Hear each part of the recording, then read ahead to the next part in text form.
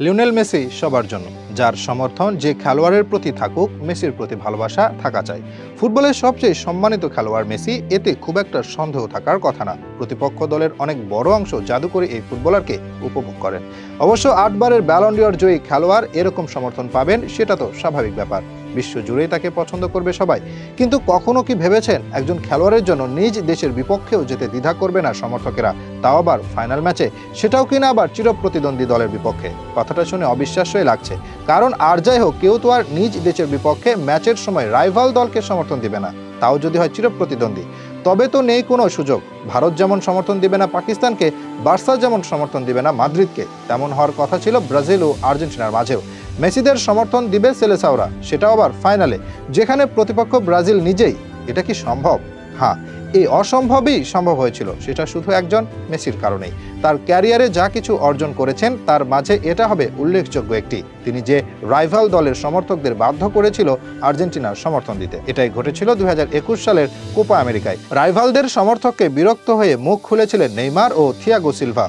তবে কি হয়েছিল সেদিন? মূলত ব্রাজিলের এক বড় অংশ দর্শকরা লিওনেল মেসিকে পছন্দ করেন। ফুটবল যাদের রক্তে, তারা কি করে এই খেলার সেরা খেলোয়াড়কে অপছন্দ করবে, হোক না তিনি তাদের রাইভাল দেশের? 2014 বিশ্বকাপ ফাইনালে মেসির হাতে বিশ্বকাপ দেখতে চেয়েছিল ব্রাজিলিয়ানরাও, তবে সেই ম্যাচ ছিল জার্মানির বিপক্ষে।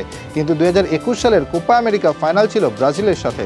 2005 সালে জাতীয় দলে অভিষেক হলেও 16 বছরে কিছুই জেতা হয়নি মেসির। যার অর্জনে নেই কোনো কমতি, সেই খেলোয়াড়টা কিনা দেশের হয়ে কিছু পাচ্ছে না, এটা ভালো লাগছিল না ব্রাজিলের কিছু সমর্থকদের। তাই তো 2021 সালের কোপা আমেরিকার ফাইনালে যখন মুখোমুখি হয় আর্জেন্টিনা ও ব্রাজিল, শুধু মেসির হাতে ট্রফি দেখবে বলে অনেকে সিদ্ধান্ত নিল ঘরের মাঠে আর্জেন্টিনাকে সমর্থন দেওয়া।